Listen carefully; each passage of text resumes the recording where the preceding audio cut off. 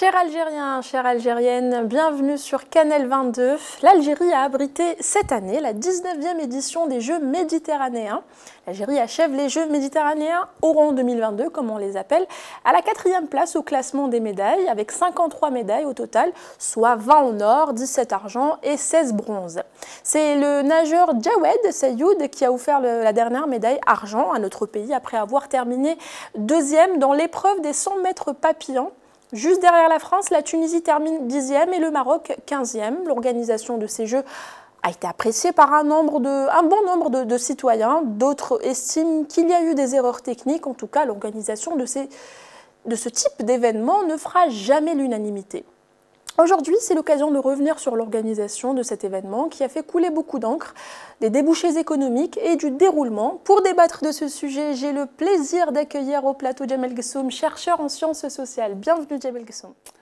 Merci pour l'invitation et j'ai un plaisir immense à y participer. Merci à vous d'être venu.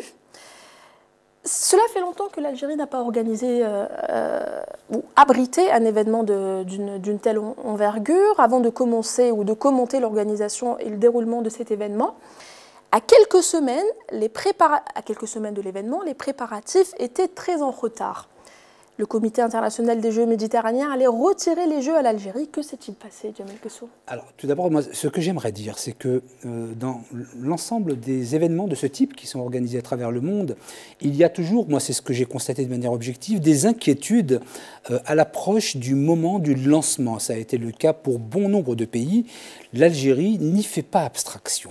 Maintenant, de manière complètement objective, il faut savoir d'où l'on part pour ensuite faire un bilan des événements, de ces Jeux, sur ce qui a été et ce qui n'a pas été. Tout d'abord, vous l'avez dit, depuis 1975, ce fut le dernier moment où les Jeux méditerranéens ont été effectués.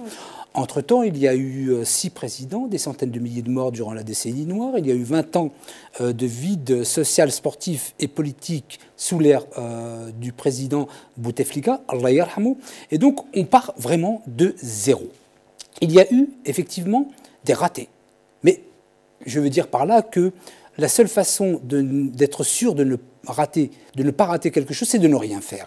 Le choix a été fait de les organiser. Maintenant, effectivement, on peut faire un bilan exhaustif et objectif de ce qui a été et ce qui n'a pas été. Il y a des choses qui n'ont pas été et il faut, je pense, les regarder en face. Et c'est de cette manière qu'on pourra, puisque, de ce que j'ai compris, l'Algérie semble vouloir prétendre organiser dans l'avenir des événements de cette ampleur. On peut évidemment revenir sur les détails, sur ce qui n'a pas été. On va revenir sur les prochains événements, mais on parle également d'un site non fonctionnel qui a été livré par l'ANEP, l'agence nationale assez importante, qui a livré un site non conforme. Et c'est qui a peut-être inquiété le Comité international des Jeux méditerranéens qui allait retirer l'organisation à l'Algérie. Alors, vous savez, j'ai quelques connaissances au niveau de l'ANEP et je m'en suis entretenu directement avec la personne concernée. Alors, si effectivement il y a eu des ratés, je dirais, je ne trouve d'ailleurs aucune excuse à cela. Nous avons assez d'ingénieurs en informatique et de développeurs web pour faire quelque chose de correct. Là, pour le coup, c'est facile de livrer un site aux normes internationales. Oui, mais c'est une interface quand même d'un événement. Alors on retrouve cette difficulté avec Algérie. Donc on est là pour le coup, nous sommes dans une problématique de fond, d'organisation, et c'est ce qui pose, au-delà des Jeux méditerranéens, au-delà de ce que vous venez d'évoquer, une problématique beaucoup plus large et beaucoup plus grave, puisqu'on institutionnalise quelque part l'incapacité à faire des choses tout à fait simples. Et donc, de ce point de vue, il n'y a... Vous parlez de bureaucratie? Alors, de bureaucratie, mais faire un site Internet, vous l'avez dit vous-même et vous avez raison, un gamin de 15 ans en France aurait pu le faire, ils auraient pu aider l'Algérie. Et donc, ça met en exergue, en évidence et en lumière l'incapacité de certaines autorités algériennes à organiser des choses qui sont simples. Les choses compliquées, ils ont pu les faire, et des choses aussi simples, ils n'ont pas été capables de les faire. Donc, ça pose un problème que moi, je mets en avant depuis 2-3 ans, qui est la gouvernance en Algérie sur l'ensemble des institutions. Là, c'était le comité algérien pour ces Jeux. On retrouve cela dans tous les pans de la société. Et c'est un problème qui, moi, autant m'exaspère que cela m'inquiète, qu'on ne soit pas capable. On a retrouvé aussi ce problème, il n'y a pas si longtemps que cela, à peine un mois, dans Algérie Ferries, où il y avait eu soi-disant, comme disait Gaïsal, des doubles réservations. Et donc, on est incapable. Et c'est un problème qui persiste toujours. Alors, vous savez, l'exception confirme souvent la règle. Mais quand ça n'est plus une exception et que ça devient un mode d'organisation, là, ça devient inquiétant. Et c'est le cas en Algérie pour un bon nombre d'actions. Et moi, ce que j'ai envie de dire aussi, c'est que malheureusement, en Algérie, très peu de personnes sont à leur véritable place. Hein. Et c'est valable aussi bien pour certains aspects des Jeux méditerranéens, mais si je me permets d'extrapoler et d'élargir le spectre... C'est pourquoi nous avons décidé d'aborder cette thématique et ce sujet-là. C'est un problème plus large. Voilà, c'est un problème plus large. Est-ce que nous pouvons nous réjouir d'un succès ou pas? Non, alors oui, parce qu'il faut être pragmatique. Les Jeux... vu comment ça allait se dérouler, je peux dire objectivement que ça s'est quand même bien passé. Vu comment ça allait se dérouler. Évidemment. Ben, écoutez, les inquiétudes étaient là. Moi-même, j'étais le premier inquiet en me disant qu'en Algérie, on n'est même pas capable de vendre des billets. Et comment on va organiser les Jeux méditerranéens? Évidemment que j'étais inquiet, vu le nombre d'incapables en Algérie. Parce que moi, je ne vais pas être gentil, et d'ailleurs, je ne suis pas connu pour l'être. Mais j'ai envie de dire que j'ai l'impression que sur beaucoup de choses en Algérie, ils organisent un concours de stupides et d'incompétents, et c'est celui qui gagnera qui aura le poste. Moi, j'ai l'impression que ça fonctionne comme ça en Algérie. Et donc, j'avais peur pour ces Jeux méditerranéens, parce que c'est vrai qu'il y a une lumière à travers la Méditerranée qui est bousculée par beaucoup d'événements. On a essayé aussi, à gauche de l'Algérie, de nous faire impliquer dans des choses à Melilla pendant les Jeux méditerranéens pour nous salir. Donc, on est sous emprise de la Méditerranée, de tous ces enjeux politiques. Monsieur Djamel Guessoum, quand vous dites « on », vous parlez de qui? Je suis obligé de m'inclure dedans. Le « on » est impersonnel. Quand j'utilise le « on », il n'est jamais personnel. Oui, nous, Algériens. Je sais que c'est impersonnel. Voilà, nous, Algériens. Mais quand vous dites « on essaye de salir l'image de l'Algérie ». Alors, le « on », alors là, c'est les extérieurs. Mais vous savez, le tort de l'Algérie, c'est que pendant des années, surtout sous l'époque de Bouteflika, on parlait souvent de la main étrangère alors qu'il n'y avait pas lieu. C'est un peu comme crier au loup. Exactement. Et on crie au loup, mais le jour où le loup vient vraiment, si on crie au loup, on ne vous écoute pas parce que vous l'avez fait pendant 20 ans. Et c'est ce qui s'est passé. Pendant 20 ans, 30 ans, il y avait la main étrangère. La main étrangère, il n'y avait pas. C'était plutôt de la main intérieure. Et aujourd'hui, oui, le constat pour moi, il est clair. Il y a... vous savez, moi j'ai énormément de relations dans le Maghreb, en Irak, en Syrie, puisque j'ai rencontré les plus hauts responsables. Je sais à peu près de quoi il en retourne. Et donc, oui, effectivement, il y a des mains étrangères qui tendent à salir l'Algérie. Là, aujourd'hui, c'est une réalité. Il y a 10 ans, ça n'était pas le cas. Hein. Mais aujourd'hui, c'est une réalité. Donc, le « on » dont vous parlez, qui est impersonnel, c'est évidemment le makhzen. Ça, c'est une évidence pour moi.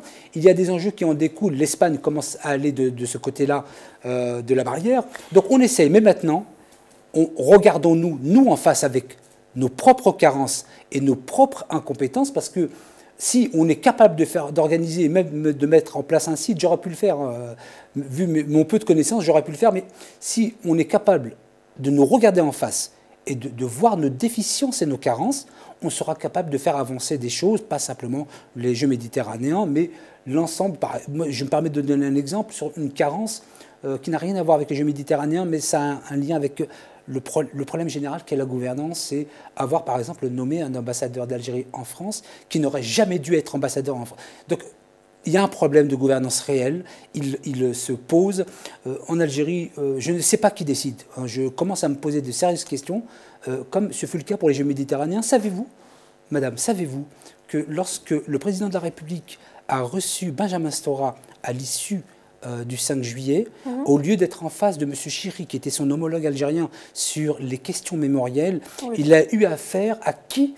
Au recteur de la mosquée de Paris, hein, le recteur de la mosquée de Paris. Je ne critique personne, mais et il vient parler d'un domaine qu'il ne connaît pas, à côté du président de la République. Donc, mettons de côté les convictions et la religion. Quand on est recteur de la mosquée et qu'on est censé diriger une institution musulmane, on ne peut pas.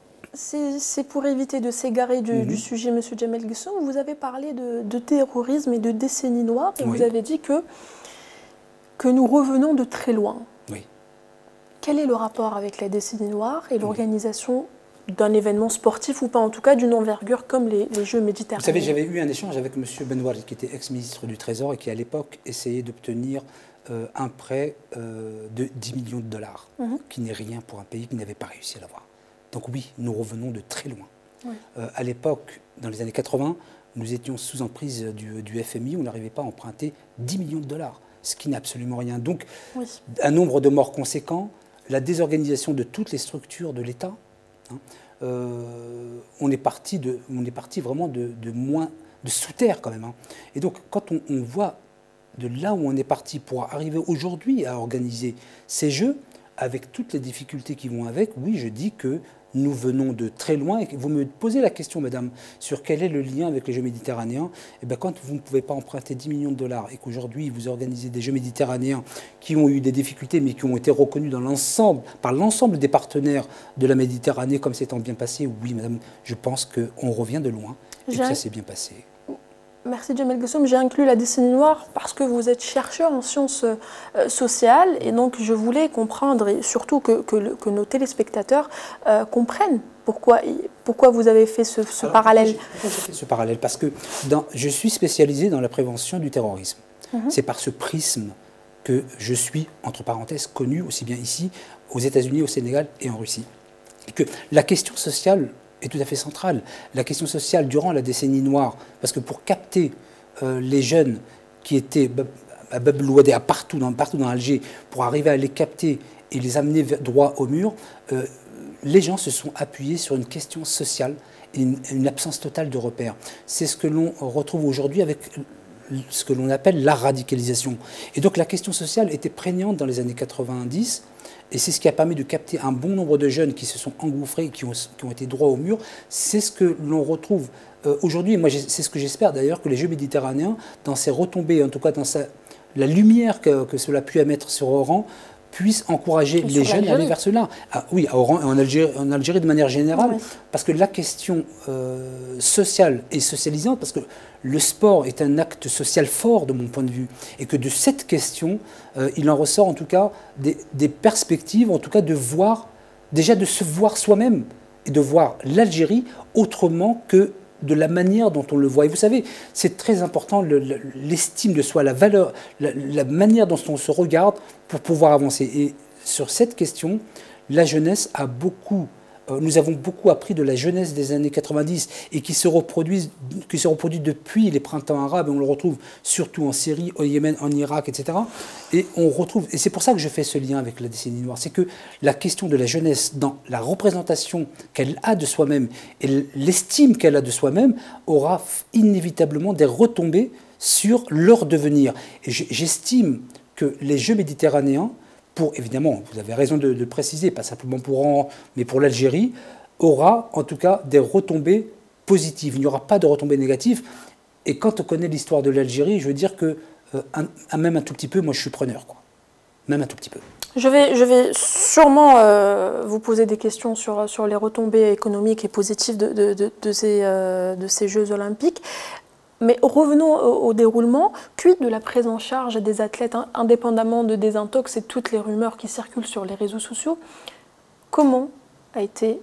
Quelle a été la prise en charge des athlètes? Alors, positif, négatif? Alors, de ce point de vue, je ne vais pas me référer parce que je ne peux pas être jugé parti. Donc je ne vais pas écouter les autorités algériennes et leurs représentants pour dire que ça s'est bien passé. Si c'était l'objectif du débat, on aurait juste donné les informations qui Donc, tombent des autorités algériennes. Je tends à entendre les autres parties, c'est-à-dire tous les pays participants. Et je peux dire en prenant le risque de me tromper, que dans ce que j'ai entendu de l'ensemble des partenaires, de l'Espagne, de l'Italie, de la France, même des pays baltes, etc., qu'il n'y a pas eu de grandes plaintes. Il y a dû en avoir des plaintes, mais il n'y a pas eu un écho, je dirais, défavorable sur la capacité de l'Algérie à accueillir ses athlètes dans les conditions primaires. Alors il y en a qui se sont plaints de ne pas avoir des stades dans les hôtels, mais bon, ça, on verra plus tard dans 100 ans. Mais je veux dire que sur les besoins primaires... Accueillir des athlètes et leur offrir un terrain pour qu'ils puissent à 5 minutes, s'entraîner. Oui. Il y a eu des stades à 5 minutes. Si vous voulez le stade dans l'hôtel, il faudrait 10 ans pour les construire. Mais il y a eu des navettes, C'était à 5 minutes.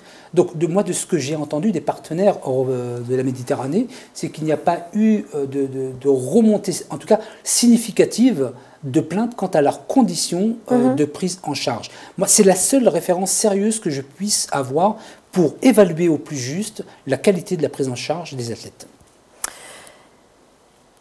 Vous avez parlé de jeunesse, vous avez parlé de décennie noire, vous avez parlé de ce vide que l'Algérie a connu et par lequel l'organisation de ces Jeux olympiques et surtout, succès ou pas, je vous poserai la question, n'est-elle pas une manière de renouer avec le peuple algérien? Mais bien sûr. Du système, je parle du système. Mais on va laisser la sémantique. Parce que tout est politique, et on le sait. Et c'est ce que j'allais vous dire. Tout est politique. C'est ce que j'allais vous dire. Le sport, vous savez, lorsqu'il y a des grands événements, par exemple en France, lorsqu'il y avait eu une ligue, la dernière ligue de l'Europe, il y avait eu 1,5 point de croissance supplémentaire, ne serait-ce que par ces événements-là. Et donc, la question du sport est hautement politique. C'est un moment de rassemblement. Oui. D'abord, c'est un moment de rassemblement, sans même parler de jeux internationaux. Ni de festivités. Évidemment, il n'y a qu'à voir un match entre, je ne connais pas trop, mais Mouloudia et CRB. Il y a deux équipes qui... Mouloudia et l'USMA. C'est ça. Il n'y a qu'à regarder ce type de match pour faire une analyse sociologique des Algériens. Eh bien, ça a permis, en tout cas, oui, de renouer et de faire que les Algériens et les Algériennes se retrouvent toutes et tous autour d'un projet et ensemble, avec le système, comme vous dites, ou avec l'État, pour moi. Donc, on peut... D'abord, ça a une valeur symbolique, effectivement, mais ça permet de se retrouver sur un projet commun. Et je dois le dire, en Algérie, il y a très peu de projets qui puissent rassembler le peuple et ses dirigeants. Oui. Je n'en vois... Je m'en rappelle pas, s'il y en a eu d'autres. Et donc, c'était important. Alors évidemment, ça a une connotation politique. Les autorités algériennes vont l'utiliser comme tous les pays du monde.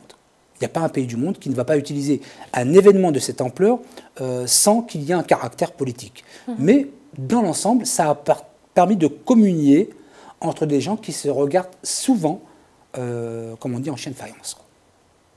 Qui se regardent, pardon ? En chien de faïence, c'est-à-dire qui se regardent de travers, quoi. Oui, oui. En 1975, l'organisation des Jeux a été confiée à l'Algérie. C'était Alger qui avait abrité ces compétitions mémorables. L'édition 2022 est-elle honorable? Je dirais que de là où on part, je trouve que ça a été honorable. De là où on part.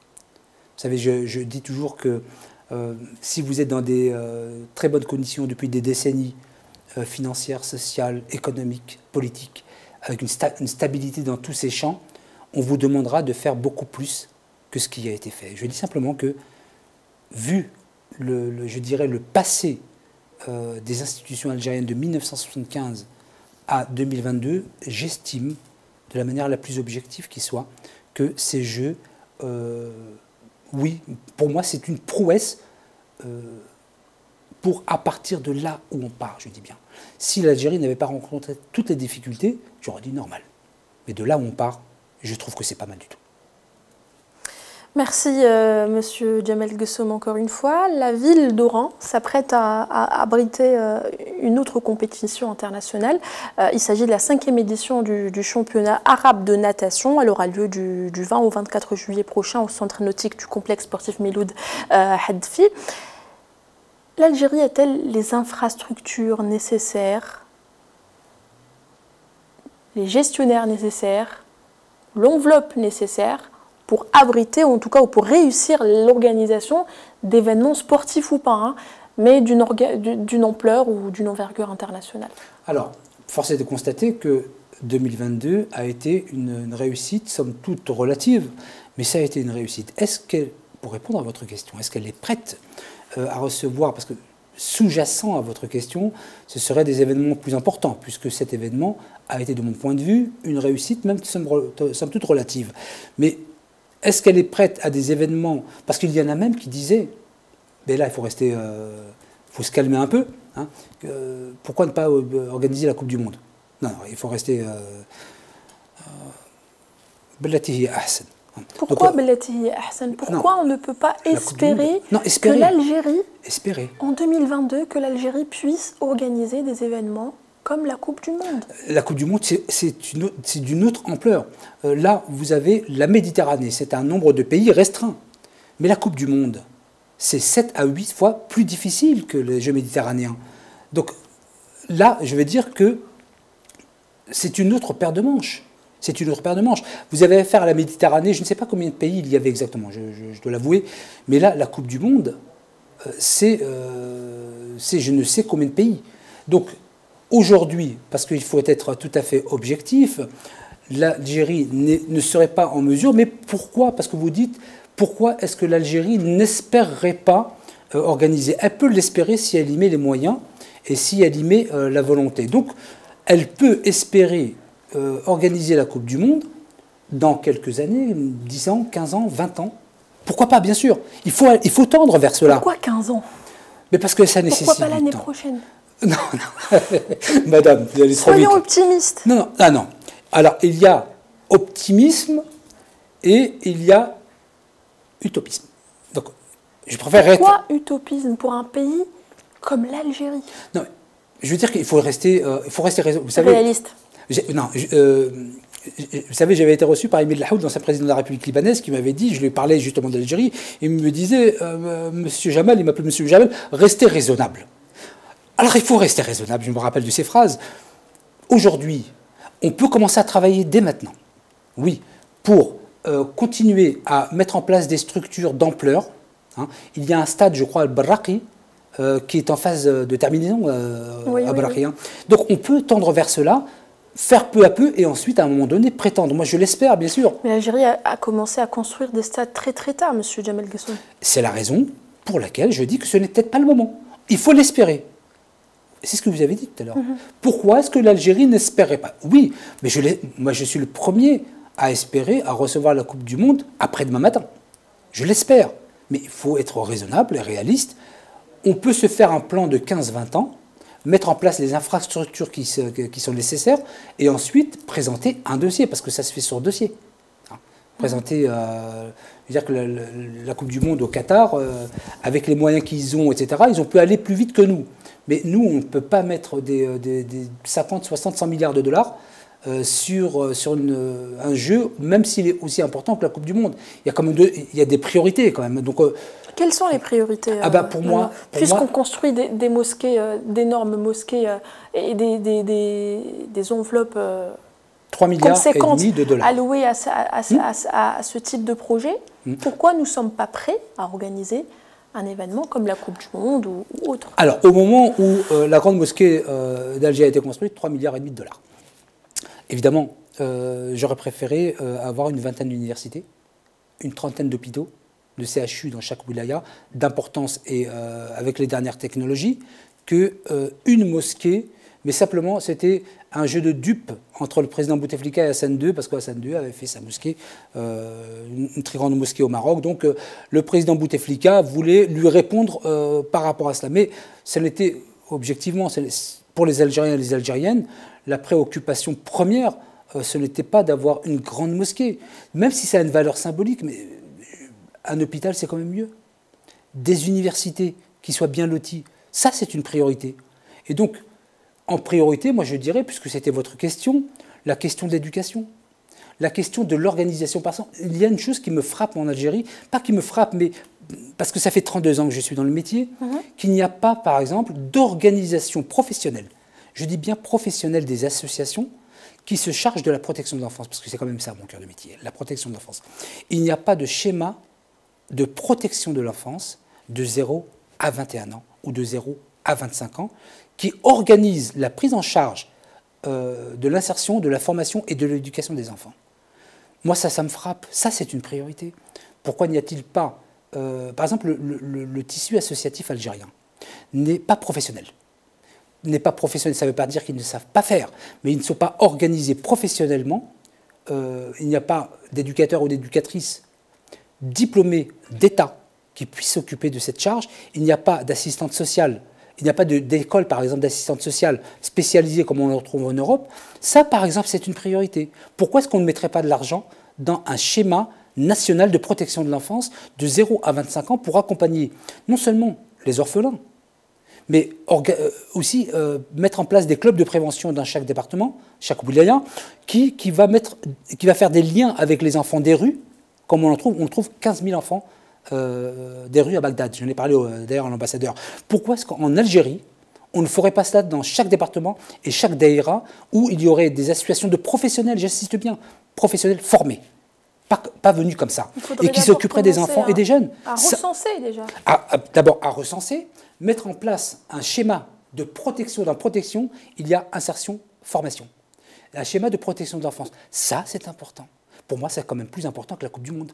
Et donc, mettre par exemple en place dans les prisons françaises, parce que j'ai travaillé dans l'ensemble des prisons françaises, un dispositif qui tend à réinsérer les jeunes détenus pour qu'ils sortent avec une formation et éviter ce qu'on appelle les sorties sèches. Donc il y a plein de sujets qui sont d'importance et qui sont bien plus importants qu'une grande mosquée à Alger, qui sont bien plus importantes qu'une Coupe du Monde à Alger. Et ça va permettre d'éviter quoi?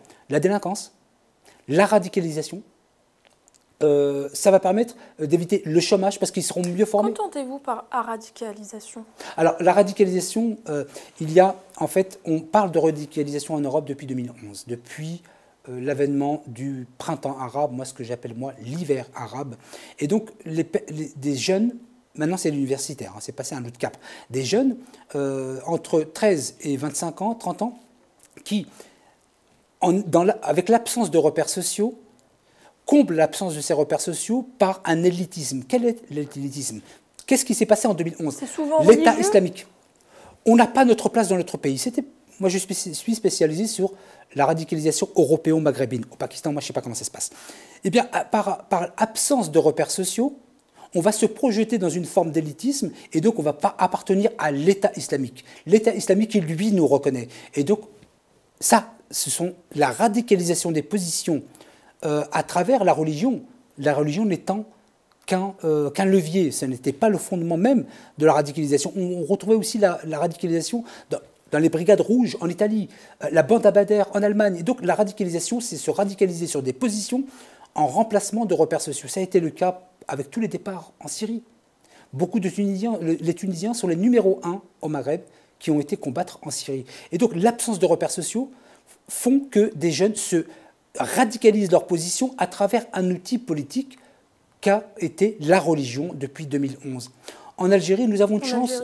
En Algérie, nous avons une chance, puisque j'avais été reçu par le ministre syrien de la Justice, donc j'avais la liste de toutes les personnes présentes dans les prisons syriennes, et il y avait un nombre d'Algériens absolument insignifiant. Par rapport au Maroc et en Tunisie, l'Algérie n'était pas représentative du tout du nombre de terroristes qui avaient été combattre en Syrie. Pourquoi, selon vous? Je pense que, et là c'est un bon point pour l'Algérie, c'est que la question sociale, surtout du temps de Boumedienne, Allah yarhamou, avait été prise en compte. Le scoutisme avait aussi son importance. Et il n'y avait pas tant que ça de gens qui ont dévié en venant avec des ordres de l'étranger. Ils ont dévié avec, par exemple, le fils, dans les années 90, parce qu'ils étaient sur le terrain, ils étaient à Bab el-Oued, ils étaient à Hussein Dey, mais ils n'ont pas dévié avec des ordres venus de Syrie, d'Irak, etc. Et donc il y a eu un levier culturel qui, là, pour le coup, pour l'Algérie, a très très bien fonctionné. Et c'est ce qui fait que on retrouve un nombre d'Algériens tués en Syrie, parce que moi j'ai la liste, absolument insignifiant. La Tunisie, pays numéro 1, le Maroc, pays numéro 2, et le Maroc, d'une région précise, qu'est le Rif. La plupart des terroristes marocains qui ont été combattre en Syrie venaient du Rif. Je n'ai pas l'explication sociologique. Mais c'est comme cela que ça s'est passé. L'Algérie ne risquerait pas de sombrer une seconde fois dans le terrorisme? Alors preuve en est que non, je vais vous dire pourquoi. On s'égare un peu du sujet, mais c'est très preuve en est que non. C'est pertinent. Preuve en est que non, c'est que durant l'hiver arabe, ce que les autres appellent le printemps arabe, en Algérie, ça a été insignifiant. Ça a matché, comme on dit, test ADN. Ça a matché en Tunisie parce qu'il y avait vraiment des problèmes sociaux. Ça a matché au Maroc. Ça a matché en France. Ça a matché. Vous sous-entendez qu'il n'y a pas de problèmes sociaux en Algérie, non, M. Djemal non, Guisso? non, je ne dis pas qu'il n'y a pas de problèmes sociaux. Dans le socio, il y a le socio-culturel, la culture. Oui, C'est l'appartenance. L'appartenance. Nous appartenons, par exemple, les Algériens, on est absolument extraordinaire. Nous sommes le seul peuple au monde où des enfants qui sont nés en France se disent profondément algériens sans avoir jamais posé les pieds en Algérie. Donc c'est génétique. Et donc, et c'est pour ça que la question du terrorisme a une influence prégnante avec la sociologie et l'appartenance. La sociologie, c'est l'appartenance à un groupe social. L'Algérien a une appartenance profonde à l'Algérie. C'est la raison pour laquelle ça n'a pas marché pour le printemps arabe.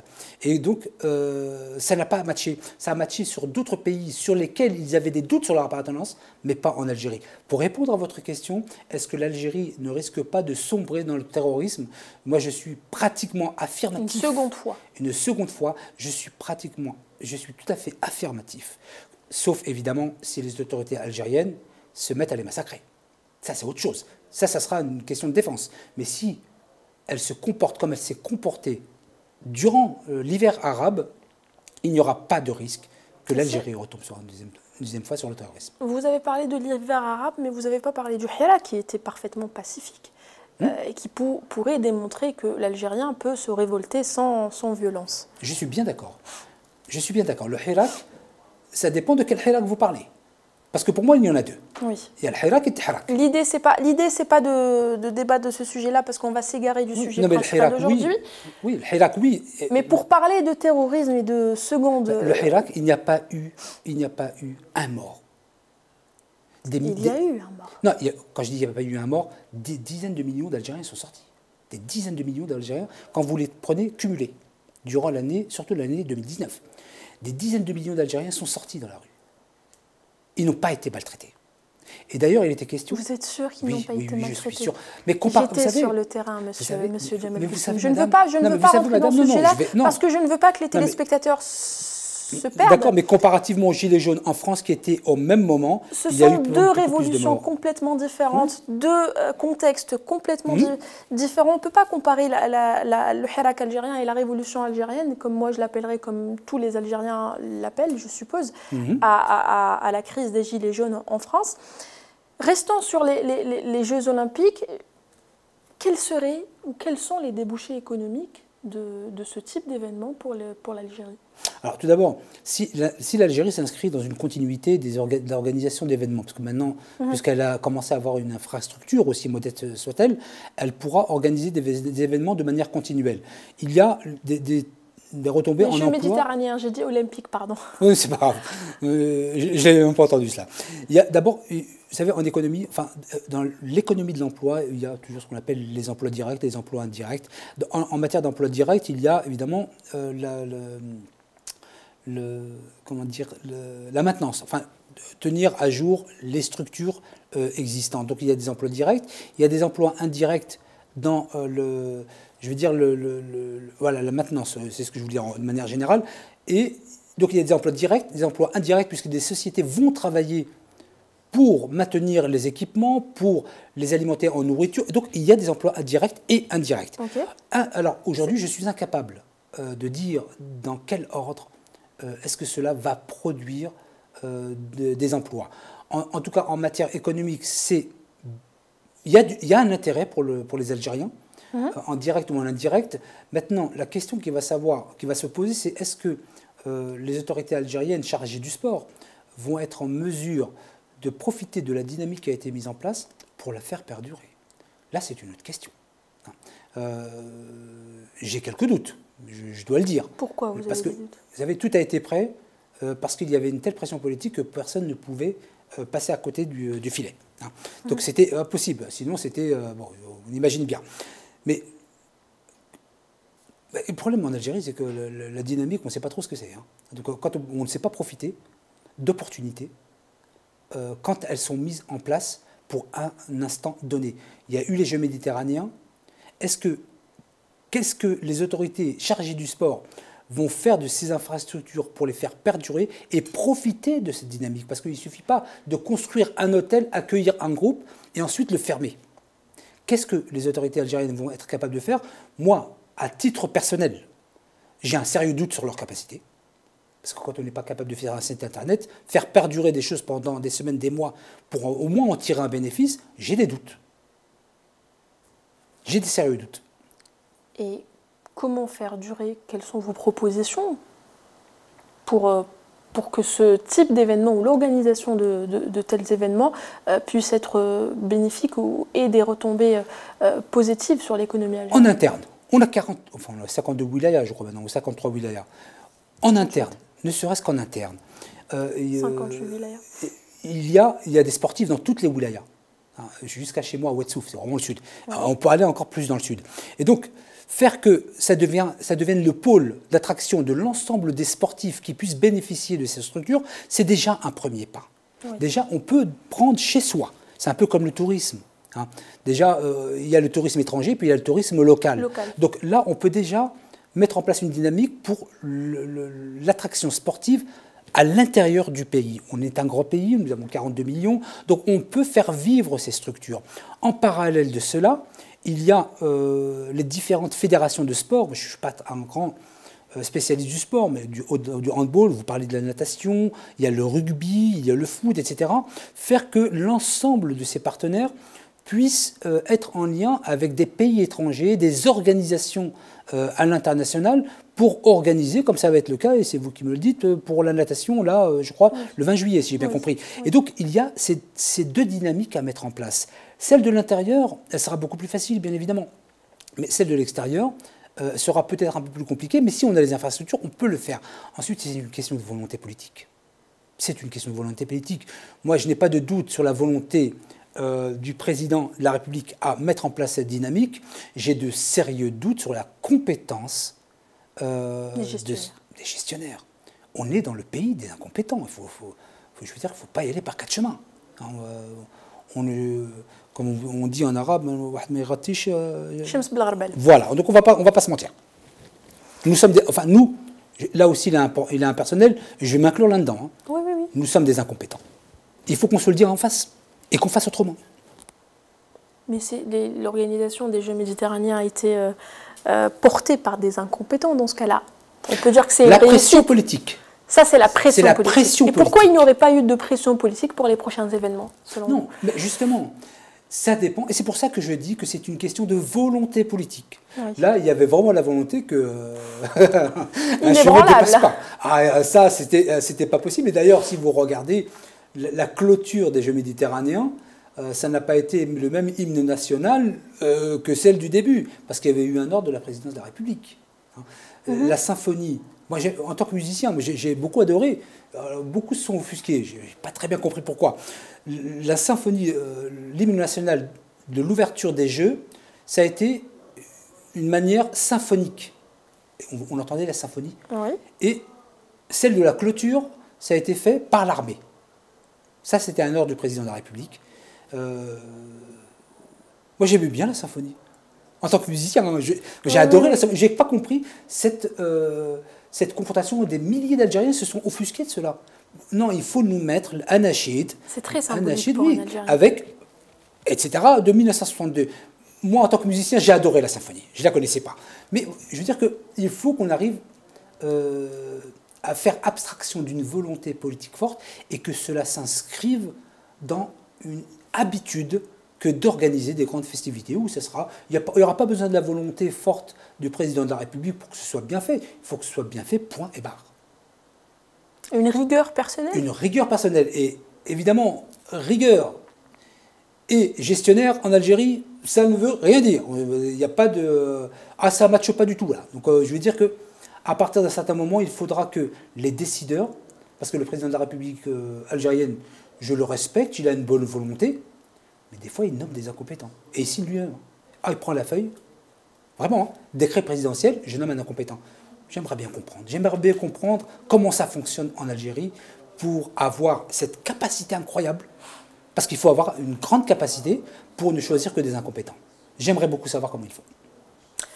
Djamel Gessoum, merci.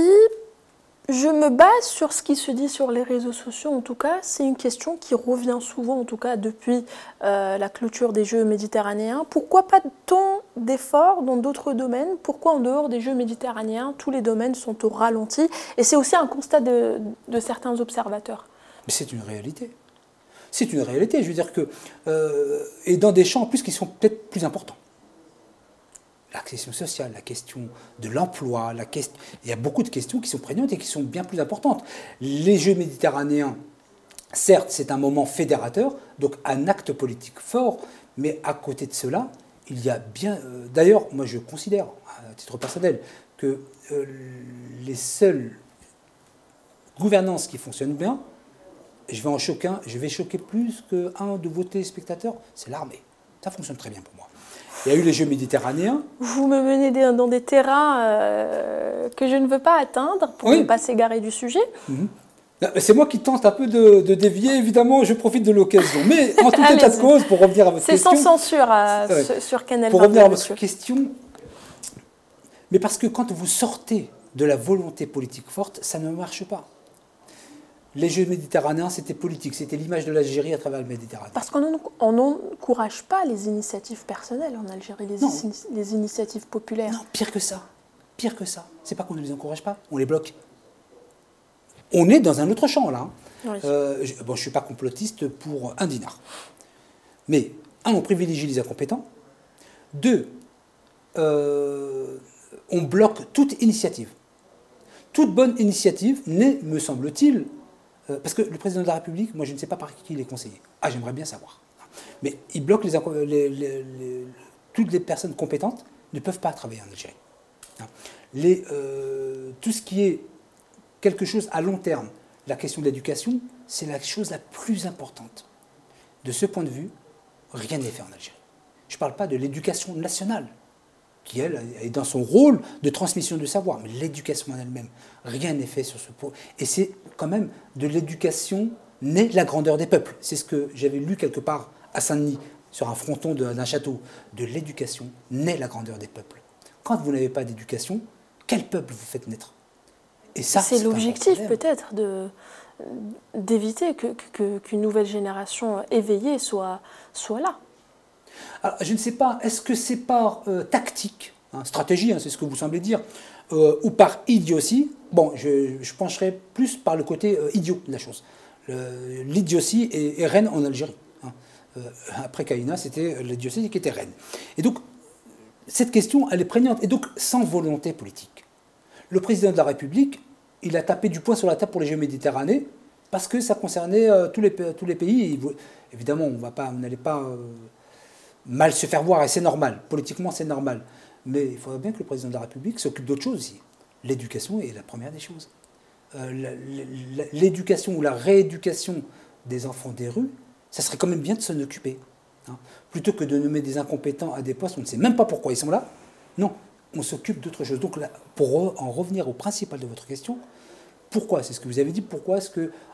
pourquoi pas tant d'efforts dans d'autres domaines? Pourquoi domaines? Mais ce sont les autres domaines qui sont les plus importants. Si vous n'avez pas...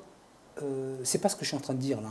Mais si vous ne participez pas à l'éducation d'un peuple, qu'est-ce que vous en attendez? Qu'est-ce que vous en attendez? Lorsque vous avez des femmes seules avec des enfants qui sont à la rue et qu'il n'y a pas, c'est ce que je disais tout à l'heure, d'associations financées par l'État, composées de professionnels qui savent prendre la chose professionnellement et les réinclure dans la société, vous créez de fait des sous-citoyens. Qu'est-ce que vous allez attendre des sous-citoyens qui vous disent merci? Et donc le président de la République devrait s'occuper de cela plutôt que... Parce que moi c'est ce que j'entends depuis 2 ans et demi, et ça commence, excusez-moi de la trivialité de mon terme, mais ça commence à me gaver. C'est moi c'est ce que j'entends depuis 2 ans et demi. Oui. Il a nommé, il a démissionné. Il a nommé, il a démissionné. Mais et on ne sait même pas s'il s'agit d'une signature du président de la République. Il ne sait pas, je pense qu'il ne sait pas. Réellement, quand il signe un décret présidentiel, moi j'ai l'impression qu'il ne sait pas ce qu'il signe. Merci Djamel Goussoum. Un plaisir de vous avoir parmi nous. J'espère que ce ne sera pas la dernière. Avec plaisir. Mesdames et messieurs, c'est la fin de cet épisode. Merci de nous avoir suivis. Merci à l'équipe technique pour cet épisode. Je vous donne rendez-vous dans un nouvel épisode, une nouvelle thématique, un nouveau sujet, mais toujours sur l'Algérie.